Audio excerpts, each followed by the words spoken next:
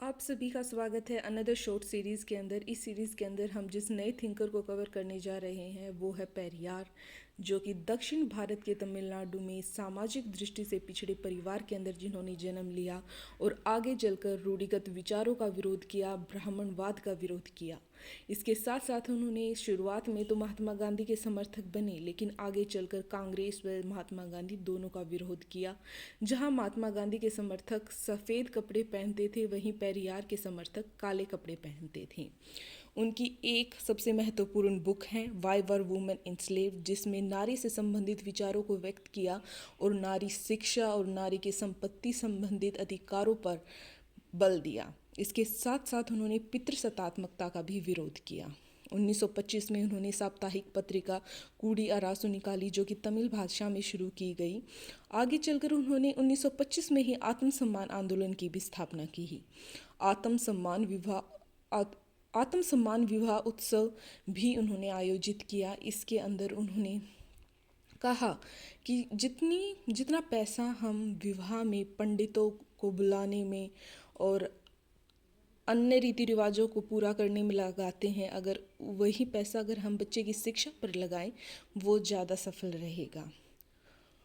इसके साथ साथ उनसे संबंधित कुछ महत्वपूर्ण कोटेशन कही गई हैं जो कि पेपर में पूछी जाती हैं। और एक अनदर जो सत्याग्रह था, वो एकम सत्याग्रह, जो कि बहुत प्रसिद्ध हुआ था, उसमें भी बहुत ही महत्वपूर्ण भूमिका अदा करते हैं पेरियार। एक शिव मंदिर था जिसके अंदर दलित वर्ग के लोगों को प्रवेश नहीं करने दिया जाता था। उसके गेट खुलवाने के लिए, मंदिर को सभी के लिए खुलवाने के लिए उन्होंने ये सत्याग्रह चलाया। आगे चलकर अंबेडकर और महात्मा गांधी जैसे महान व्यक्ति भी इस आंदोलन में शामिल हुए थे।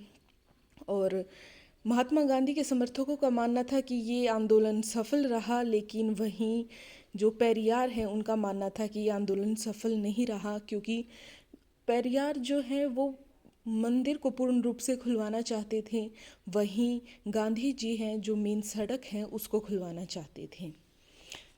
आगे चलकर हम अगर उनके महत्वपूर्ण विचारों की बात करें तो ब्राह्मणवाद व जाति प्रथा का उनके द्वारा विरोध किया गया। ईश्वर धर्म की सत्ता में वो विश्वास नहीं करते थे।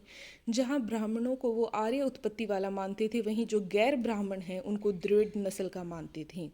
उनका मानना था नारी शिक्षा पर बल देना चाहिए, तलाक, महिला की संपत्ति के अधिकार, महिलाओं की लैंगिक व गर्भधारण पर नियंत्रण, ये सभी अधिकार महिलाओं को प्राप्त होने चाहिए। गांधी का विरोध किया, कांग्रेस का विरोध किया, हिंदी विरोधी आंदोलन चलाए, पृथक प्रतिनिधित्व व्यवस्था का समर्थन किया और अंत में उन्होंने द्रविड़स्तान की मांग की। ये उनके कुछ महत्वपूर्ण और इम्पोर्टेंट विचार हैं। आप सभी का बहुत बहुत धन्यवाद। Thank you.